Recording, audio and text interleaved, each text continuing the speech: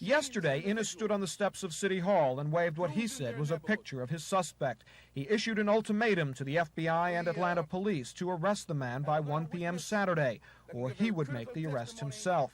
Today, spokesmen for the task force and the FBI, who now have Innis's evidence, say their investigators are checking out the charges. Because we have no reason to believe that any information Mr. Innis would have and provide for us would be any more valuable than information that you would come to us and provide for us. So what we do in those instances is we just gather the information and follow it to some kind of logical conclusion.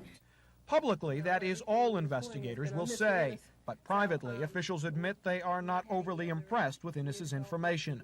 One source present at last night's meeting between Innis and Atlanta FBI Chief John Glover says in 3 hours, Glover never even bothered to take notes. Innis claims he began his investigation when asked to come here by the victims' families.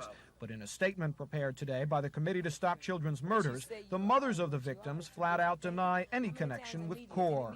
Too many people that came down here jumping on the bandwagon, talking about they got this, they seen this, they feel this, they heard this, or they saw that. If you can't make no arrests, that ain't stopping our babies from getting killed every day. The mother of murder victim Timothy Hill says she was shown a picture of a young black man, who the people from CORE told her was one of 4 suspects they are watching. Annie Hill says she has seen the man in the picture around her neighborhood. I know the man. I know he have been here in this community, because we have seen it. He has been to the Boys Club. He has been to the West End. He has been to A&P in the West End. And I know, because I would recognize if I seen him somewhere else, I would know him. Whether or not Innis's evidence turns out to be legitimate, there is a great deal of criticism of his methods.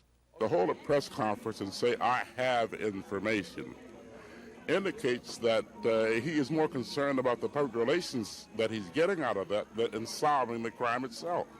Then do you think it's a publicity stunt? If a private citizen holds up an envelope and say, I have a picture here of someone that can identify the killer, and if the police do not move in on the information I give, then I personally will do something about it, that speaks for itself.